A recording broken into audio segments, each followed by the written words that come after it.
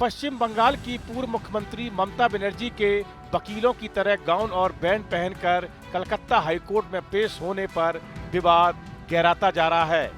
वकीलों की सर्वोच्च नियामक संस्था बार काउंसिल ऑफ इंडिया यानी कि बीसीआई ने पश्चिम बंगाल बार काउंसिल से इस बारे में जवाब मांगा है।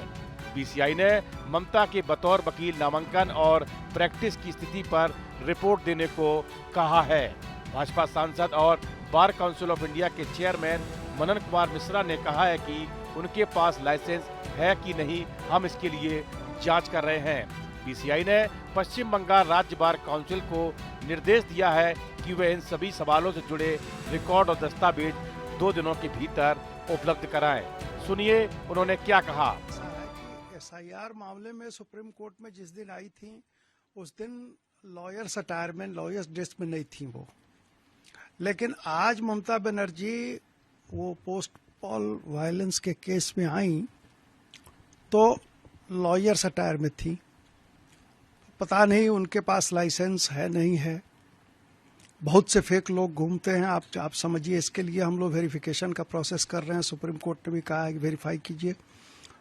आप ममता बनर्जी पहले ये हमको देखना है, बार काउंसिल ऑफ इंडिया को, स्टेट बार काउंसिल की ये जिम्मेवारी बनती है कि किसी आदमी के पास प्रॉपर एनरोलमेंट सर्टिफिकेट है कि नहीं। अगर उनके पास एनरोलमेंट सर्टिफिकेट उनके मुख्यमंत्री बनने से पहले का है तो मुख्यमंत्री बनने के बाद उन्होंने अपना स्टेट बार काउंसिल को इंटीमेट किया कि नहीं कि हमारा लाइसेंस सस्पेंड किया जाए। वहीं बंगाल में सत्तारूढ़ बीजेपी ने इसे पब्लिसिटी स्टंट बताया है। आसनसोल से बीजेपी विधायक रितेश तिवारी ने ममता बनर्जी पर जमकर हमला बोला और उन्हें 2021 में बंगाल हिंसा को लेकर कटघरे में खड़ा कर दिया। सुनिए उनकी बात। सिर्फ पब्लिसिटी स्टंट कर रही है। पोस्टपोल वायलेंस अगर शब्द उनको जरा सा भी शर्म होता ना तो 2021 का वो जून महीने, मई और जून 2 महीना याद कर ले। हाई कोर्ट का ऑब्जर्वेशन, सुप्रीम कोर्ट का observation, full bench, there is no law of rule of law. ये हाई कोर्ट के 5 जजों के बेंच का वर्सन था। और पोस्ट पोल वायलेंस होता ना तो तृणमूल पार्टी दिखती नहीं। मैं अपने क्षेत्र में 20 कार्यालय उनका लौटाया हूँ और ये हमारे लोगों ने दखल नहीं किया। जो दिन में 4 बजे तक तृणमूल कांग्रेस थे, जो तृणमूल के बूथ पे बैठे थे, वो लोग बीजेपी का झंडा लेके दखल किए। तो इसलिए ये सब पॉलिटिकल स्टंट है, न्यूज में बना रहना चाहती है, उनका खेल खत्म। अब बीसीआई ने बंगाल की बार काउंसिल को 16 मई तक जवाब देने को कहा है। साथ ही सख्त चेतावनी दी है कि राज्य बार काउंसिल अपने रिकॉर्ड में कोई छेड़छाड़ न करे। मामले के सभी मूल रिकॉर्ड को सुरक्षित रखा जाए। जांच लंबित रहने तक दस्तावेजों में किसी भी तरह का सुधार, ओवरराइटिंग या बदलाव न किया जाए।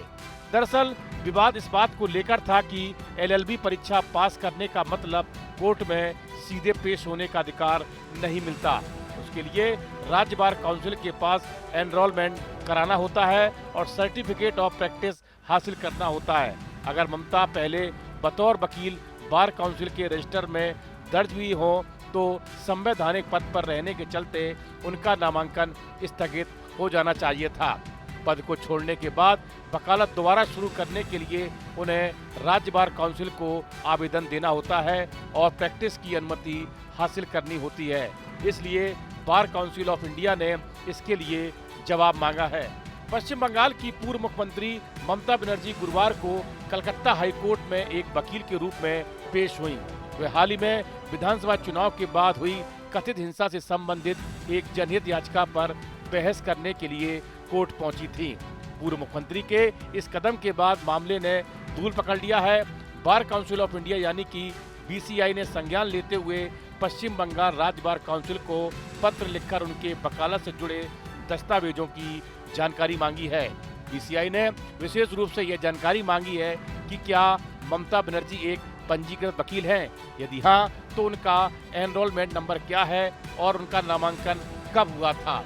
इसके साथ ही उनके सर्टिफिकेट ऑफ प्रैक्टिस की वैधता को लेकर भी जानकारी मांगी गई है। इस वीडियो फिलहाल इतना ही। आप बने रहिए न्यूज नेशन के डिजिटल प्लेटफॉर्म के साथ।